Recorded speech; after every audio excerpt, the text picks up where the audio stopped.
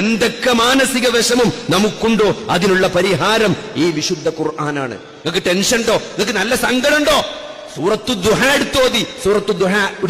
വദ്ദുഹ എന്നുള്ള സൂറത്തുണ്ട്. അള്ളാഹുവിന്റെ റസൂലിന് ഏറ്റവും കടുത്ത മാനസിക സംഘർഷം ഉണ്ടായപ്പോൾ, ഏറ്റവും കൂടുതൽ മനസ്സ് വേദനിച്ചപ്പോൾ ഇറങ്ങിയ സൂറത്താണ് സൂറത്തു ദുഹ. എപ്പോഴാ ഇറങ്ങിയത്? വഹി വന്നു. ആദ്യത്തിൽ കുറച്ച് വഹി വന്നു, പിന്നെ കുറെ കാലം വഹി വരാണ്ടായി, വഹി വരാതെയായി. അപ്പോൾ ആളുകൾ കളിയാക്കാൻ തുടങ്ങി. മുഹമ്മദിന് വഹി എത്തിച്ചു കൊടുക്കുന്ന ആളൊക്കെ മുഹമ്മദിനെ കൈവിട്ടുകണ്, മുഹമ്മദിനെ എല്ലാരും ഒഴിവാക്കിക്കണ്, ഇനി മുഹമ്മദിന് ആരും വരൂല എന്നൊക്കെ പറഞ്ഞ് മക്കയിലെ മുശ്രിക്കീങ്ങൾ നബിയെ കളിയാക്കാൻ തുടങ്ങി. അപ്പൊ നബിക്ക് അങ്ങേയറ്റത്തെ സങ്കടം ഉണ്ടായി. നബിക്ക് എന്നെ തോന്നി, പടച്ചോൻ എന്നെ കൈവിട്ടോ.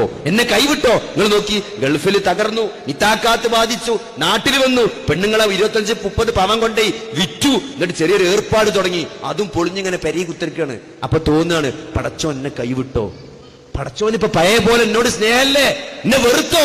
ഏതൊരു പ്രയാസം അനുഭവിക്കുന്ന ആളുടെയും മനസ്സിൽ വരുന്നൊരു ചിന്തയാണിത്. ഒരു പ്രയാസമുണ്ട്, പരീക്ഷയിൽ തോറ്റു, പരീക്ഷയിൽ വേണ്ടത്ര മാർക്ക് കിട്ടിയില്ല, അപ്പൊ നമുക്ക് തോന്നുകയാണ്, പടച്ചോൻ എന്താ ഇപ്പൊ ഇങ്ങനെ എന്നോട് ഒഴിവാക്കിക്കണോ, എന്നെ വെറുത്തുകണോ തോന്നുകയാണ്. അള്ളാന്റെ റസൂലിന് തോന്നി അങ്ങനെ. വഹി വന്ന് കുറച്ചു കാലം വഹി വരാണ്ടായി, കളിയാക്കാൻ തുടങ്ങിയപ്പം തോന്നാണ്. എടാ സൂറത്ത് തുടങ്ങി നോക്കി, വദ്ദുഹ.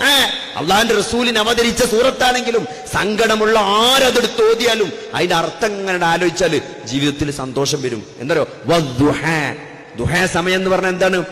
വദ്ദുഹ, ആ പ്രഭാതത്തിന്റെ പൊൻകിരണം, അങ്ങനെ സൂര്യൻ അങ്ങനെ ഉദിച്ചിങ്ങനെ പൊന്തി വരുമ്പോഴൊരു വെളിച്ചുണ്ട്. ആ ഇരുട്ട് പോയി ഒരു വെളിച്ചം വരും എന്നുള്ള സൂചനയാണ്. വല്ലൈലി ഇദാ സജ, രാത്രി ശാന്തമാണ്. രാത്രി നമുക്കൊക്കെ പേടിയാണ്, എന്തൊക്കെ പറഞ്ഞാലും രാത്രി ഒരു പേടി തന്നെയാണ്. ആ രാത്രിയുടെ ശാന്തതയ്ക്ക് ശേഷം ഒരു പ്രഭാതത്തിന്റെ പൊൻകിരണം, ഒരു വെളിച്ചം വരാനുണ്ട്. അത് സത്യം ചെയ്ത് പടച്ചോൻ പറയാണ്, എന്ത്? മാ വദ്ദഅക റബ്ബുക വമാ ഖല, നിന്റെ റബ്ബ് നിന്നെ ഉപേക്ഷിച്ചിട്ടില്ല, നിന്റെ റബ്ബ് നിന്നെ വെറുത്തിട്ടില്ല. നമുക്ക് സങ്കടം തോന്നുന്നുണ്ടോ? ഇവിടുന്ന് ഈ വീടും കുറ്റൊക്കെ പറിച്ച് ഇവിടുന്ന് പാകിസ്ഥാനിലേക്ക് പോകേണ്ടി വരുമെന്ന് ആരെങ്കിലും പേടിച്ച് വിഷമിച്ചിരിക്കുന്നുണ്ടോ സഹോദരങ്ങളെ? എന്തിനു പേടിക്കണം? ലോകത്തിലെ ഏറ്റവും മഹാനായ വ്യക്തി, ഏറ്റവും ഉത്കൃഷ്ടനായ സൃഷ്ടി ആരാണ്? അഷ്റഫുൽ ഖൽഖ് മുഹമ്മദ് നബി സല്ലല്ലാഹു അലൈഹി വസല്ലമയാണ്. നബിക്ക് മക്കത്തുനിന്ന് പോണ്ടി വന്നില്ലേ സഹോദരങ്ങളെ? അതിനേക്കാൾ മീതുണ്ടോ നമ്മള്? അതിനേക്കാൾ മീതുണ്ടോ? ആ നബിക്ക്, അള്ളാഹുവിന്റെ മുത്ത് നബിക്ക് ജനിച്ച പിറന്ന മണ്ണ് ഉപേക്ഷിച്ച് പുറത്താക്കപ്പെട്ടില്ലേ? അള്ളാഹിനോട്, അള്ളാഹിന്റെ റസൂലിനോട് അള്ളാഹ് പറയാണ്, മാ വദ്ദഅക റബ്ബുക വമാ ഖല, നിന്നെ ഉപേക്ഷിച്ചിട്ടില്ല നബിയെ, നിന്നെ വെറുത്തിട്ടുമില്ല. പിന്നെന്താണ്? വലൽ ആഖിറതു ഖൈറുൽ ലക മിനൽ ഊല. എങ്ങനെ അർത്ഥം വെച്ചാലോ ശരിയാണ്.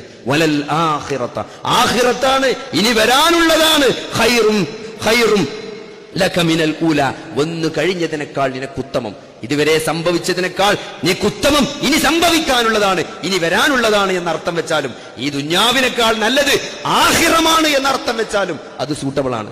അതുകൊണ്ട് അതിനെപ്പറ്റി ആലോചിച്ച് വിഷമിക്കണ്ട. ഈ നല്ലൊരു ഭാവി വരാനുണ്ട്.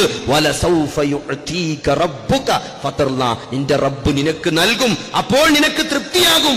എന്നിട്ട് ചോദിക്കണം, ഇതൊക്കെ നബിനോടാണെങ്കിലും നമ്മളോട്, നമ്മളെ മനസ്സിനോട് നമ്മൾ ചോദിച്ചാൽ മതി. അലം യജിദ്ക യതീമൻ ഫആവ, നിന്നെ ഞാൻ യതീമായി കണ്ടില്ലേ? ജനിക്കണീന്റെ മുമ്പ് എന്നെ വാപ്പ മരിച്ചില്ലേ?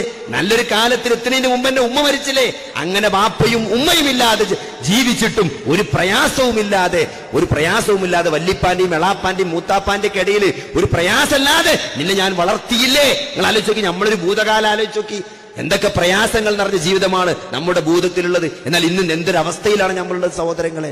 ഏത് കാര്യം എടുത്ത് നോക്കുകയാണെങ്കിലും സാമ്പത്തികമായി നോക്കി പഴയ അവസ്ഥയാണ് ഒപ്പം ഉള്ളത്. എന്താണ് നമ്മൾ മെച്ചത്തിലല്ല സഹോദരങ്ങളെ? ചോദിക്കാണ്, അലം യജിദ്ക യതീമൻ ഫആവ വവജദക ളാല്ലൻ ഫഹദ. ആ മക്കയുടെ അന്ധകാരം എന്താണ്? ചൂതാട്ടത്തിലും മദ്യത്തിലും വ്യഭിചാരത്തിലും ജീവിച്ചിരുന്ന ആ മക്കയിലെ മുശ്രിക്കുകളുടെ അന്ധകാരത്തിൽ അള്ളാന്റെ റസൂലിനെ അള്ളാഹു ഒരു വഴികേടിലും പെടാതെ മുത്തുപോലെ കൊണ്ടെന്നില്ലേ? നബിനെ പറ്റി ഒരു അഭിപ്രായ വ്യത്യാസം അന്ന് മുശ്രിക്കുകളുണ്ടല്ല. അത്രയും നല്ല തങ്കപ്പെട്ട വ്യക്തിത്വമായിരുന്നു, ഒരു കളവ് പോലും പറഞ്ഞിട്ടില്ലാത്ത, ആരെയും സഹായിക്കുന്ന, ഏത് പ്രയാസങ്ങളും കണ്ടറിയുന്ന അത്രയും നല്ലൊരു മനുഷ്യനായിട്ടാണ് ആ ഒരു കാലഘട്ടത്തിലും മുഹമ്മദ് നബി സല്ലല്ലാഹു അലൈഹി വസല്ലമ ജീവിച്ചത്. ആ നാട് മൊത്തം വഴികേടിലായപ്പോഴും മുഹമ്മദ് നബി സല്ലല്ലാഹു അലൈഹി വസല്ലമ ഏറ്റവും നല്ല വ്യക്തിയായിട്ടാണ് ജീവിച്ചത്. നിനക്ക് വഴി കാണിച്ചത്. നമ്മളവസ്ഥ ആലോചിച്ച് നോക്കി സഹോദരങ്ങളെ, എത്ര ആൾക്കാരാണ് ഇപ്പോഴും കാഷ്വാലിറ്റിയിലൊക്കെ എല്ലൊക്കെ പൊട്ടി വരുമ്പം ഓരോ ഉമ്മാര് വിളിച്ച് പ്രാർത്ഥിക്കണ കേട്ടാ നമ്മൾ ഞെട്ടിപ്പോകും. ഒരിക്കലും ഉമ്മാനെ പ്ലാസ്റ്റർ ഇടാൻ നേരത്ത് ഉമ്മ പറയണേ, യാവുത്തങ്ങളെ എന്നെ കാക്കണം. ആരാണ് ഈ യാവുത്തങ്ങള്? തിരൂര് 2 ജാറത്തിൽ നിൽക്കുന്ന ആളാണ്. ഭൂമിന്റെ അടിയൂടെ പോയി 1 കിലോമീറ്റർ അപ്പുറത്ത് പൊന്തി വേറെ ജാറുണ്ടാക്കിയെന്ന് വിശ്വസിക്കുന്ന 2 കബറിൽ താമസിക്കുന്ന ഔലിയാണ് ഈ യാഹൂത്തങ്ങള്. അങ്ങനെ തങ്ങന്മാരെ പറ്റി ഇവിടെ ആർക്കും അറിയില്ല. അങ്ങനെ 2 ജാറുണ്ട് ഇവിടെ. ആ തങ്ങളെയാണ് ഇമ്മ വിളിക്കണ്. അപ്പൊ ഉമ്മാനോട് ഞാൻ ചോദിച്ചു, നിങ്ങൾക്ക് പടച്ചോനെ വിളിച്ചൂടെ, അള്ളാനെ വിളിച്ചൂടെ ചോദിച്ചപ്പം ആ ഉമ്മ പറയാണ്, ഞമ്മക്ക് ഞമ്മളെ കൂട്ടരല്ലാതെ വേറെ ആരാളുള്ളത്, നമ്മളെ കൂട്ടക്കാരല്ലാതെ പിന്നെ ആരാളുള്ളത്? അത്രയും രൂഢമൂലമായ അന്ധവിശ്വാസമുള്ള നാട്ടിലാണ് നമ്മൾ ജീവിക്കുന്നത്. അതിനൊക്കെ പടച്ചോ നമ്മളെ കാത്തിലെ.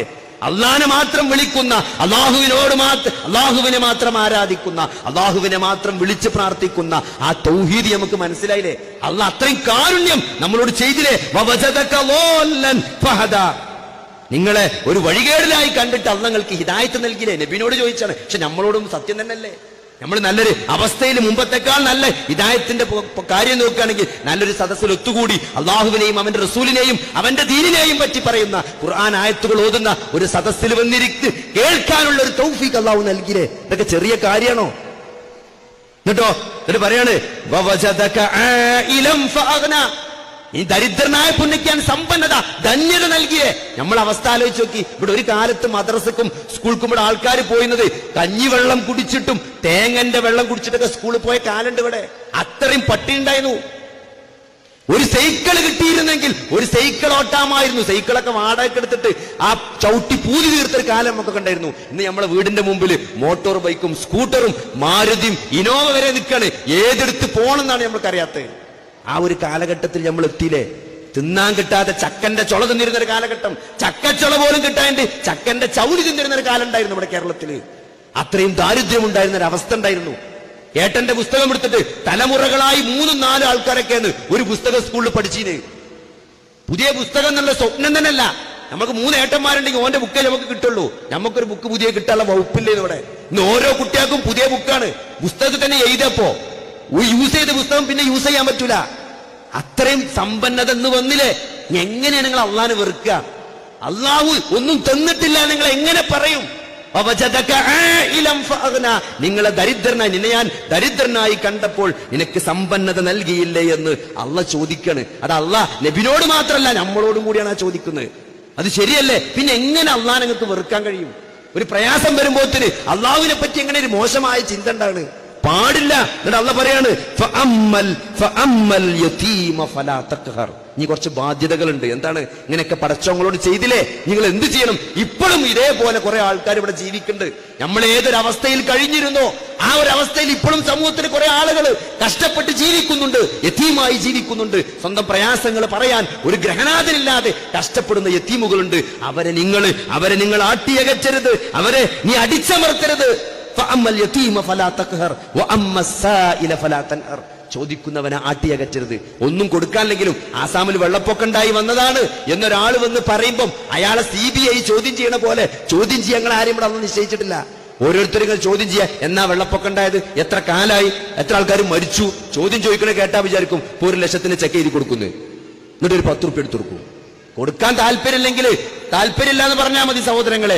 ഒരാളെയും ആട്ടിയകറ്റാനോ വിരട്ടി വിടാനോ പാടില്ല. ചോദിക്കുന്നവനെ അള്ളാന്റെ കൽപ്പനയാണ്. കൊടുത്താൽ അതിന്റെ പ്രതിഫലം കിട്ടും.